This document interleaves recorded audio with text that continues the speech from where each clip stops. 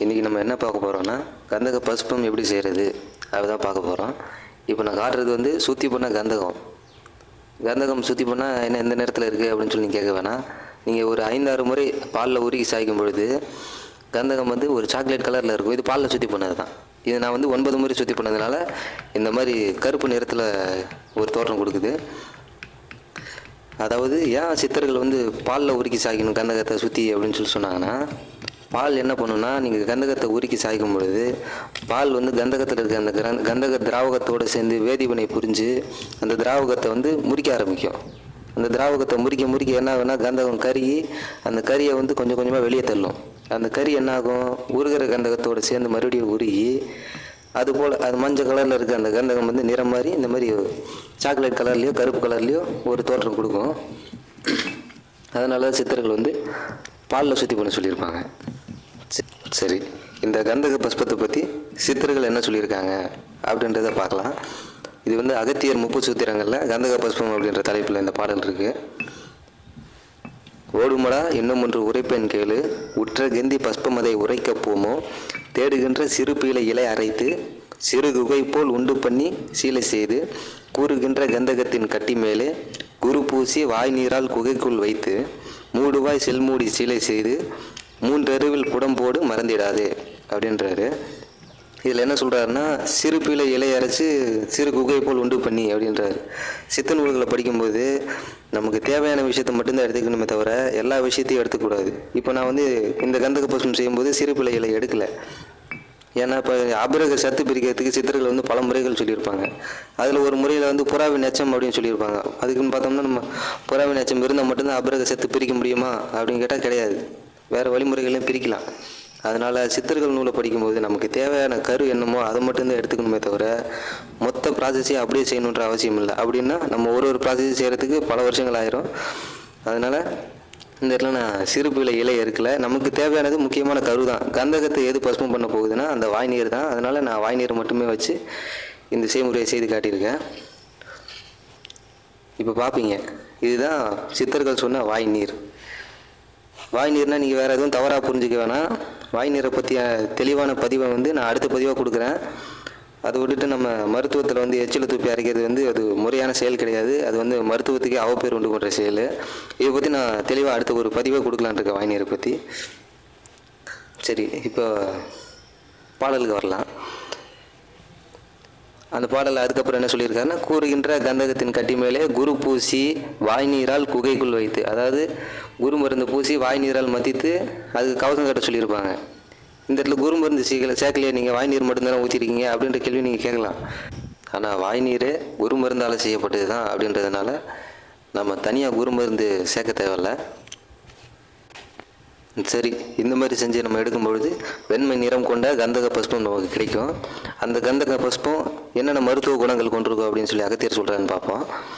திடமான கந்தகத்தின் பஸ்பம் தன்னை தேனிலே நெல்லிடையாய் கொண்டு வாணி படபடன திரியாதே பத்தியங்கேள் பாலுடனே நெய்ப்பாசி பயிருமாகும் அடங்காத புள்ளியுடன் மேகம் வாதம் அரையாப்பு சிறுசிறங்கு அண்டவாதம் முடக்குவலி வாதவலி முழங்கால் வாதம் மொழிமொழிக்கு கட்டுகிற சூளைப்போமே சூளைப்போம் 18 குஷ்டம் போகும் சொரிசிறங்கு செங்கரப்பான் தொல்லை வாய்வும் காலையே முடக்கி வைக்கும் மேக வாய்வும் கண் புகைச்சல் கண் சிகப்பு கண் நீரோட்டம் மாலையில் வந்தெடுக்கும் சயமாங்காசம் மாரடித்து குத்துகின்ற வலியும் தீரும் தோலையெல்லாம் கருக்கி வைக்கும் மேக நீரும் தொண்டையிலே புண்ணாகும் மேகம் போமே.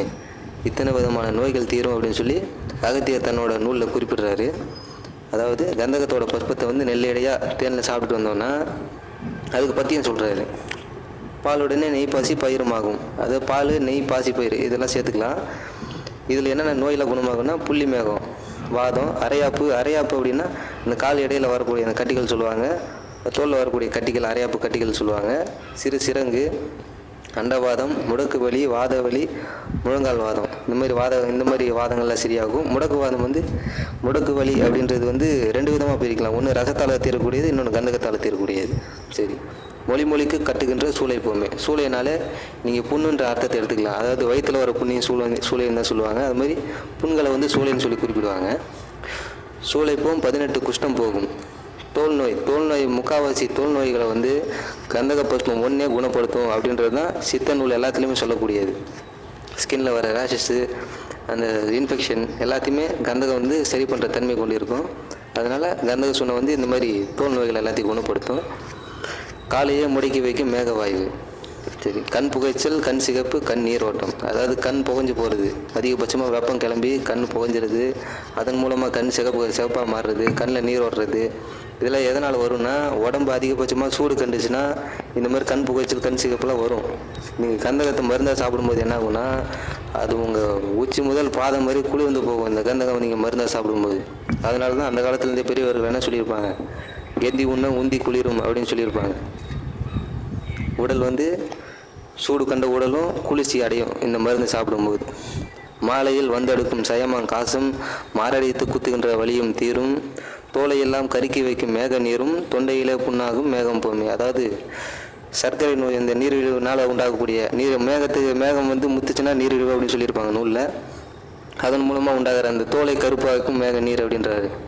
அதாவது இன்சுலின் ரெசிஸ்டன்ஸ் எந்த இடத்துல நடக்குதோ, இப்போ நிறைய பேருக்கு இந்த கழுத்து பகுதிகள்லாம் நீங்கள் பார்த்தீங்கன்னா அந்த தோல் மட்டும் கருப்பாக இருக்கும். ஏன் அப்படி ஆகும்னா இன்சுலின் அந்த இடத்துல போய் ரெசிஸ்டன்ஸ் ஆகும், அந்த இடத்துலேருந்து வேறு எங்கேயும் பரவ முடியாத நிலையில் போய் சிக்கி அங்கேயே தங்கிடும். அந்த மாதிரி நேரத்தில் என்ன ஆகும்னா அது தோலை வந்து கருப்பு நிறத்தில் மாற்றிடும்.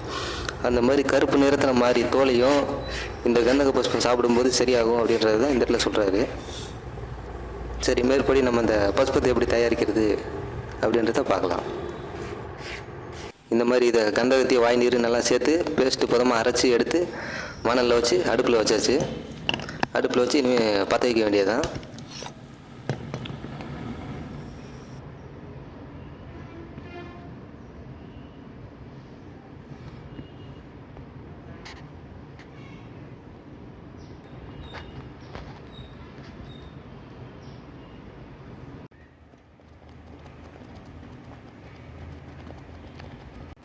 இந்த பதத்தில் நீங்கள் பார்த்தீங்கன்னா கந்தகமும் அந்த வாய் நீர் சேர்ந்து ஒரு மாதிரி பண்ணு மாதிரி எப்படி ஊதி வந்துடும். என்னங்க கந்தகம் புகையுது அப்படின்னு கேள்வி நீங்கள் கேட்டிங்கன்னா, கந்தகம் வந்து அதில் இருக்க திராவகத்தை வெளியே விட்டால் தான் அது பஸ்பம். எந்த சித்த நூல்கள் நீங்கள் எடுத்து பார்த்தாலும் சரி, வெடிப்பு கட்டு அப்படின்னு சொல்லியிருந்தாங்கன்னா வெடிப்பில் இருக்க அந்த திராவகத்தை வெளியே விட்டுட்டு மீதி என்ன நிற்கிதோ அதுதான் கட்டு அப்படின்ட்டு இருப்பாங்க.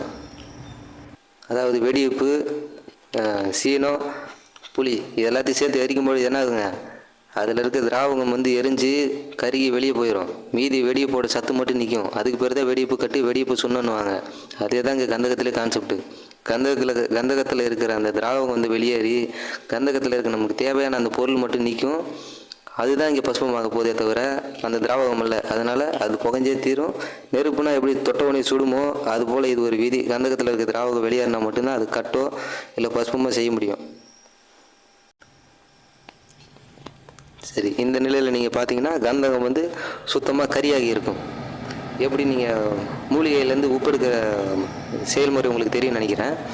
மூலிகை என்ன பண்ணுவீங்கன்னா சாறு புழிஞ்சு தனியாக எடுத்துருவீங்க, அந்த சக்கையை மட்டும் ஒரு வானலில் போட்டு நல்லா சூடேற்றி வறுப்பீங்க. வறுக்கும் பொழுது என்ன ஆகும்னா அந்த மூலிகை வந்து கருகி கரியாக மாறும். அந்த கரியை நீங்கள் அதிகபட்சமான வெப்பம் கொடுத்து எரிக்கும் பொழுது அந்த கருகி எரிஞ்சு பஸ்பமாகி சாம்பலாகி வெள்ளை நிறத்தில் மாறும். இப்போ அதே கான்செப்ட் தான் இங்கே கந்தகத்துலேயும். கந்தகத்தை வந்து இந்த நம்ம கொடுத்த அந்த வாய் நீர் வந்து கறிக்கு கார்பனாக மாற்றிடும். அந்த கார்பனை நீங்கள் அதிகமாக ஹீட் கொடுத்து எரிக்கும் பொழுது அதில் இருக்க அந்த கருப்பு நீங்கி அந்த கறி வந்து எரிந்து சாம்பலாகி பஸ்பமாகி இந்த மாதிரி கந்தக பஸ்பமாக மாறுது. நீங்கள் பார்த்துட்டே இருப்பீங்க, நல்லா எரியிற இடம் மட்டும் அந்த மாதிரி அந்த கறி வந்து கறிக்கு சாம்பலாகிட்டு கந்தகம் முழுக்க வெள்ளை நிறத்தில் மாறிடும்.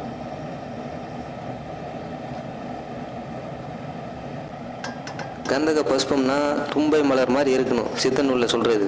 அதோடு நான் வந்து மஞ்சள் கலரில் செஞ்சுட்டேன், ப்ரௌன் கலரில் செஞ்சுட்டேன், நான் வந்து கிரே கலரில் செஞ்சுட்டேன், கந்தகம் நல்லா மருந்தாக முடிச்சிருச்சு அப்படின்னு பார்த்தீங்கன்னா வேலையாகாது. தும்பை மலர்னா தும்பை மலர் மாதிரி இருக்கணும் கந்தகம். அப்போ தான் அதில் இருக்க அனைத்து குற்றமும் நீங்கி சரியான மருந்தாக முடிஞ்சிருக்கு அப்படின்னு அர்த்தம். சரி, இப்படி இருக்குது ஒரு மருந்து முறை. அடுத்த காணொலியில் சந்திப்போம் என்று கூறி விடைபெறுகிறேன். நன்றி, வணக்கம்.